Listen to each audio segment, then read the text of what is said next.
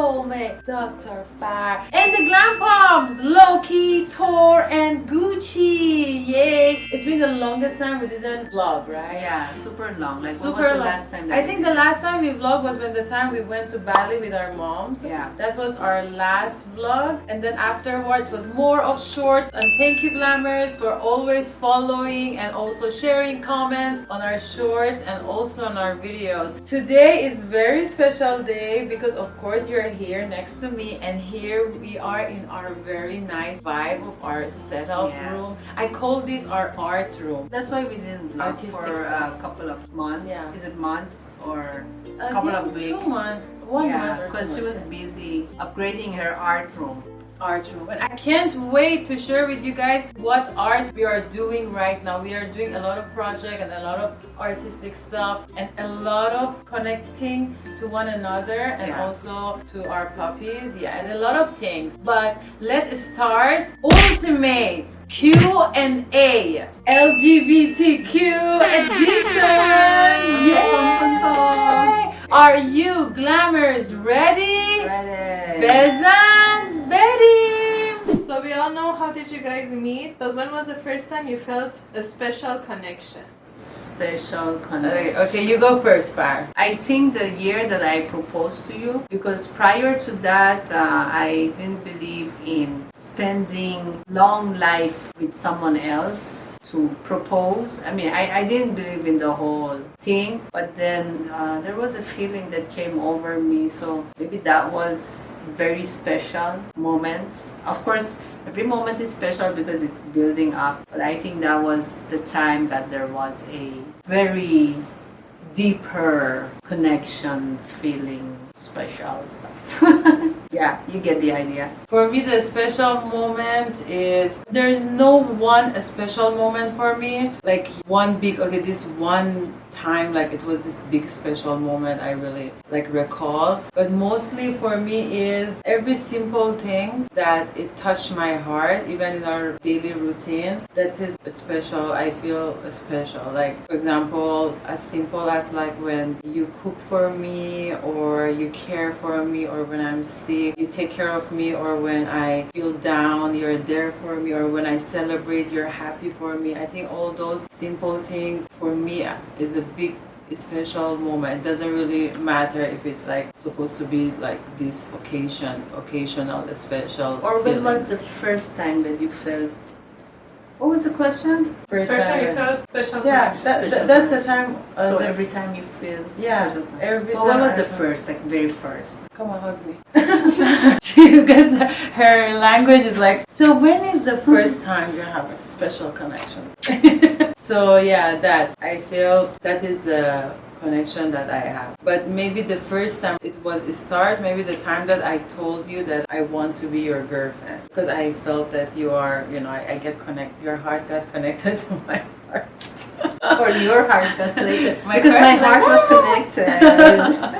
Okay, next question. Next Karma. question. How do you navigate sharing your relationship on social media while maintaining privacy and setting boundaries? Okay, that's very difficult because for me, I have no privacy, No boundaries. no boundaries.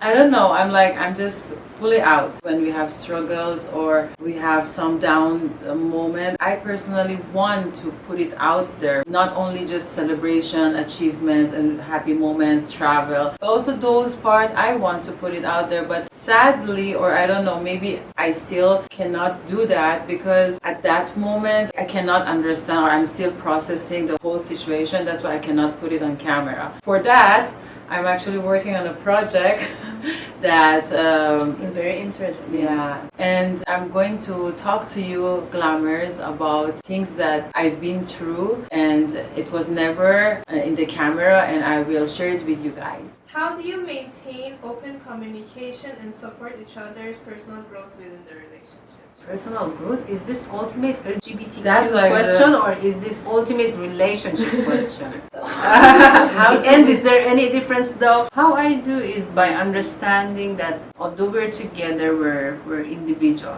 as well. So yes, we work as a couple. I mean, there are parts of our life that are intertwined like that or connected. Yeah. But then we have our own individuality, and it's very important to understand if one is going through something, it's their journey, it's not about you. I mean, it's if she's going through something, it's not about me. You're trying to say that sometimes Your space. into our journeys we end up like there's a challenge that we're gonna have, like just imagine there's a problem, both of us we're going through this problem, but we need to know that my journey or understanding to this problem is separate from your understanding and how you're going through. So if your reaction is like different with my reaction, it doesn't mean that anything. Yeah, it doesn't mean that she's mad at me or she's like putting it on me or something. So I think one thing is very important, as you said, in such thing is to separate ourselves individually from the problem or from each other. That's the only way, our journey. So that's the time that we can openly talk about it and really understand. And sometimes when we are mad at each other, like me personally, it happens to me before, like when I'm mad, at that moment I wouldn't know that, I can tell myself, okay, now I'm gonna separate this from this and this is my problem. Of course I couldn't. When I'm mad at that moment I couldn't, but that is why, because I'm aware of my character and I'm aware of how I react to certain things, what I do is when I'm mad or when I feel hurt or something, I totally put myself, like it's not like shutting down, but I become silent and put myself a little bit away from the problem. Distance myself from the problem so that I get to understand the whole situation first before I react to the problem. And that will help us to be more open about it. And it takes practice. I mean, we were not like this when we started, right? Yeah. We were like, oh, da, da, da. She's like, da, da, da. So I don't know what, I'm not going to talk to you. Da. We have been together for 13 years. And of course, now we know more than when we were together in the first year or second year. The first or second year, of course, we were like, no way about... I mean, we thought we were open and we were like so loving, like we were so into each other. And I understand, you understand me. It was like, of course, in the beginning, and we thought that way, but then when we go through life, that's where we understand that about these things that we're sharing with you guys, we understand it like now, like after 13 years of being together.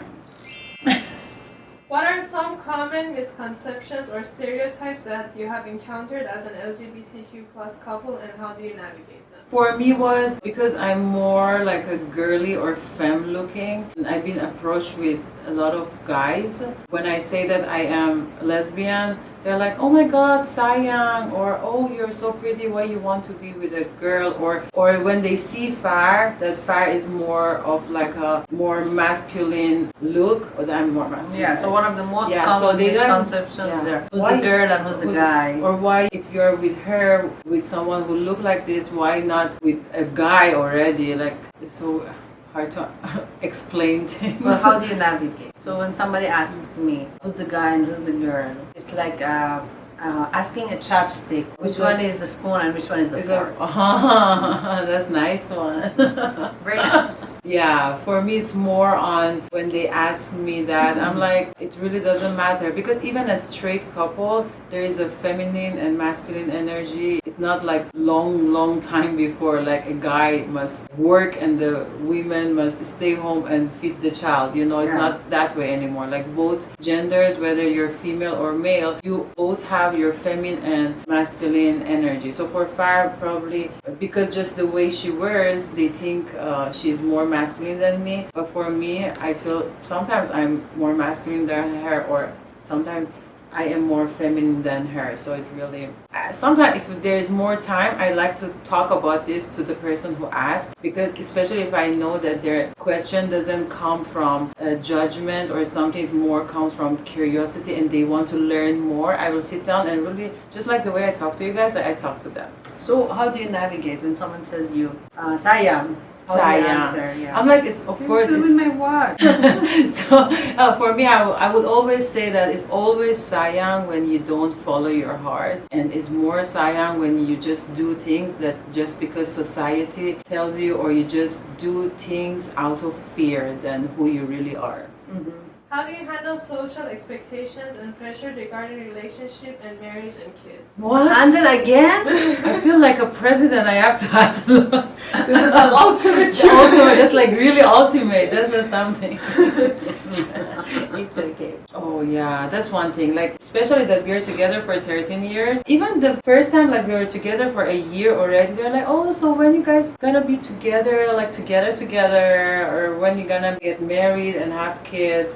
So for me, I'm like, first of all, I love kids and children, but I don't want to have my own kid. I mean, I just feel not just like if someone give me salad in a day and tell me you want salad, I'm like, no, I just don't want. I mean, there's no reason behind it. Yeah. Like it just my heart doesn't want it. Getting married, yeah, I want to get married, but maybe like there is, you know, yeah. Yeah, there's marriage, but the thing is, not now. Probably we need to save a lot of money. But I think how I go through the social pressure. You know, the most important thing is for me to understand if this is what I want or what we've been programmed to want. Because we've been programmed, meaning we see it everywhere, we learn about it, everybody's talking about it. So sometimes it's difficult to know if this is what your authentic self, you as the person wants, or is this something that had been dictated through generations and through growing up, and then now you feel like society. You feel a want, right? So what I do is lots of meditation, lots of activities that would get me in touch with myself so that I don't get confused with what I really want or what are my wants and my true desires, so I could distinguish them. And then once the confusion is removed, I would just go with what my heart wants and separate the pressure of society or the framework that we have been born into. Yeah, that's right. And the fun part of being lesbian is we don't actually fit in that framework, right? That's supposed to be how it is. Like, okay, you guys tell me that we are not straight, and so why we have to answer the straight questions, like when you're gonna get married? Isn't it that's for straight people?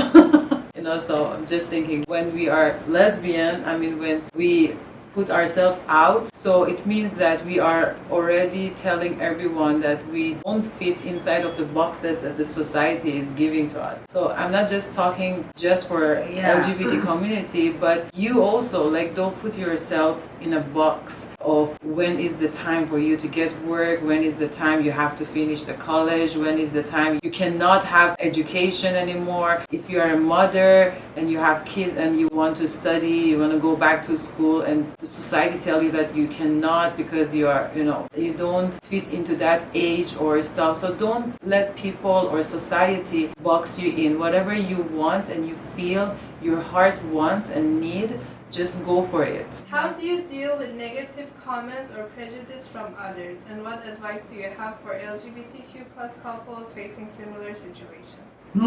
This is actually a very long answer, but the shorter version is know yourself and always work on yourself and be confident in, when I say work and know yourself, is learn to love yourself first. Love and accept yourself. Understand that you as an individual, no matter what, no matter the circumstances, are worthy. And then once you understand this, nothing negative from the outside could harm you. That's what I do. I try to, in the relation, I separate myself from the one that supposedly is throwing negative stuff or negative energy at me. Is to understand that the person that's throwing that negativity at you has nothing to do with you.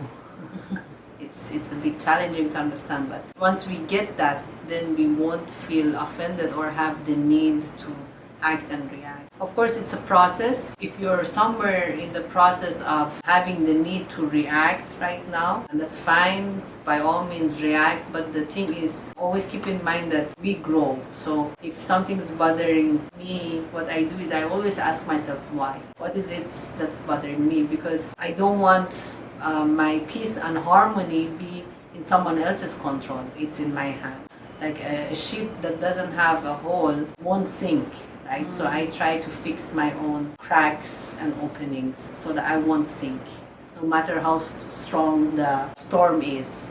Yeah, in addition to that is, there always negativity might happen, like people judge you or some people gonna come and hurt you, not just for us, of course, LGBT, but of course for us it hurts more because it already hurts and we're already in pain and process when, especially when we just come out and tell to the world that we are different, you know. And one thing that it helps me a lot, and I'm gonna share it with you guys, or maybe it helps you guys too. It's when someone tell you something that hurts you and give you pain, before reacting to it, maybe ask yourself why that triggers you, because that itself can be a big learning, and that itself, when you see the roots of it, that why this person or why these words it's triggering you, then that is what you really need to learn from it. Once you learn from that and you get the root of it, that's the time you feel free from it. And no matter where you go and no matter how many people or who gonna tell you the same word, it's not gonna bother you anymore after that process. So that's one thing that I would love to share with you guys about. Set yourself free. Set yourself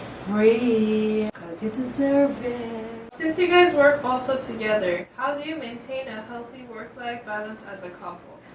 That's challenging. That's challenging, yeah, very, very. Especially that when the time that as a CEO or as a founder or president of a company that we needed to appear, most of the people that we used to have meetings, first they are way older than us, so there was age. The second was our sexuality, that, oh, we're lesbians, you know. So totally different. Like when people approach, especially we started in very young age, and when we were working, like we were meeting up with people, it was really, I can see from their eyes that they see us like we are not normal, you know, something like that. It was in a way that for me, I first accept myself. I went to the process of loving myself, accept myself, and know who I am no matter what. That itself was, it was difficult to do. Even we were together, you know, you go through this process and there's like problems happening in your life, and then I go through it, and when we're together at home it's okay, but then when we go to clinic, of course we still bring this to our work. But somehow we manage, when we have issues or problems together, we don't bring it in the clinic or we don't bring it at work. We always put time to set that aside. Like we say that this is work, we're gonna do our work, this is separate from our issues. Then we work on our issues when we are away from work. Yeah, I think we saw something like this in a series. They said they hit a pause button on their fight. So maybe that's what we do. Like we have an issue, and then we have to go to work or appear somewhere. So we hit the pause button and then go work as co-workers or or partners at work, so that we can, at least that part that's functioning would function, and then go back to the issue later on at the right time. Yeah. Then we on pause. Yes, that's right. The only difficulty was when the time that the pause take too long, because sometimes like we are so busy and then we don't go back to the pause because we don't have time. So that was the only issue. But then the whole thing, like I want to figure that out and share with you guys about that, how we did that, because for us it comes very naturally that this is work and this is our relationship. I think now it feels natural. I mean, even before, I don't remember. Before we would fight, like we would like, I don't want to go to work today, but then we have to push ourselves. Like, why don't you want to go to work? You have to go to work. Yeah, but the thing is, when we are in work or when we are working, our focus was really like very professional. Our focus was really at work.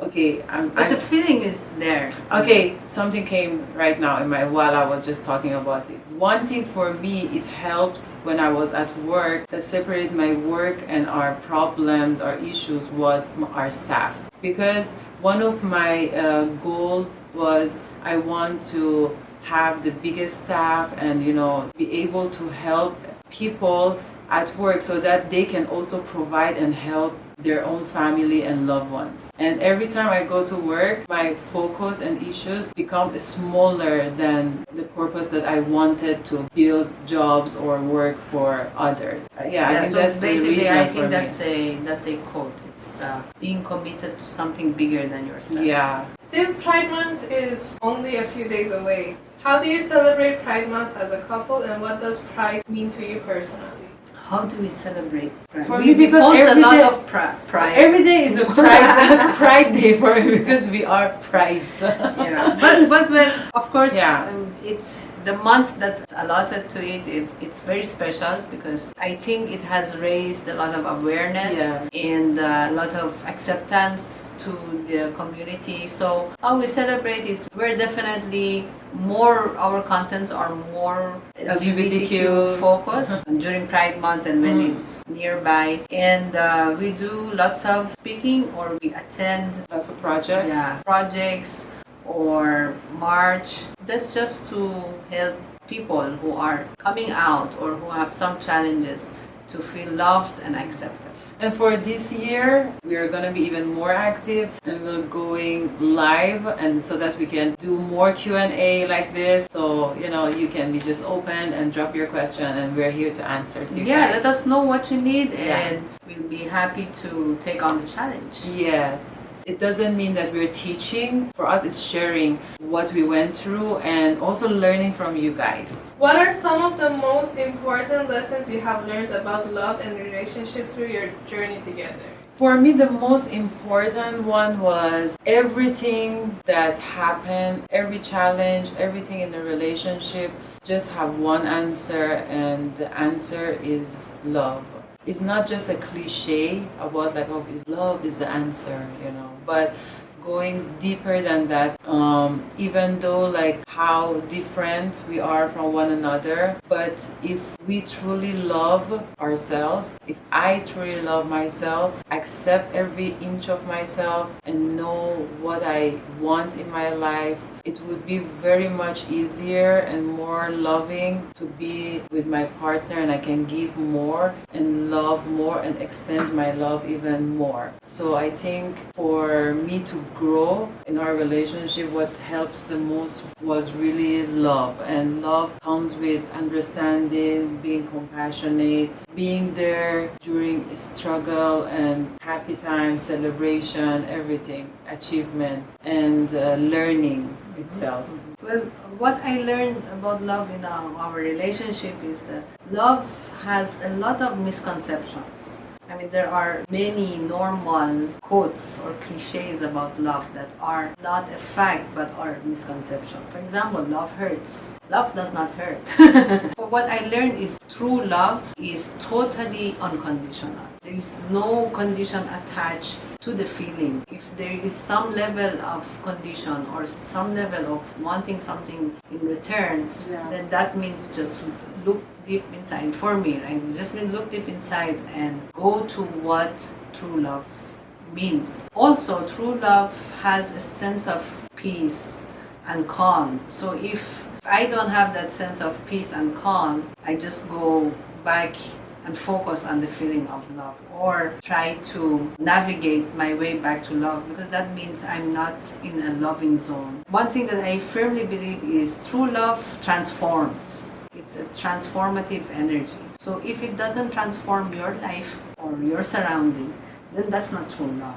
And I have to take a look at it, or you have to take a look at it to see what is the challenge there. How will I monitor if my relationship is good or not? So a good relationship is, you will know when people want to hang out with you guys as a couple. So when people want to hang out with, not like just with, I want to just hang out with Far, or I just want to hang out with Shideh, or something Who like that. just want to hang out with you? So they don't see us like separate. I mean, there are different type of hangout, like girls going out, and not that, you know what I mean, like I know. like hanging out in a way that I'm just comfortable with you. When your Yeah. partner is beside you, I'm not comfortable. So That that you're someone else with your partner. yeah, you're someone else. Like you're not you when you're with your partner. Yeah. So that itself, that's how I monitor our relationship. Like, okay, if someone wants me to be separate and not happy with you, it means that when I'm with you, I'm not yourself. myself. So that means that I'm That's not okay. giving, and that's not okay. I'm not loving myself, and I'm not extending that love outside to the one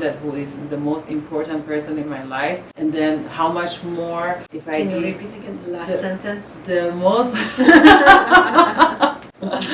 Yeah, so how much more like I can I Instagram extend this to story. others? Okay. Okay, Glammers, this is it. I hope you enjoyed. Yeah. And we're looking forward to have an amazing. Also, don't forget to like, share, and comment below any other question that you have, and we love to talk about it. Also, don't forget to subscribe to our channel. Love you, Glammers. Paalam. Bye.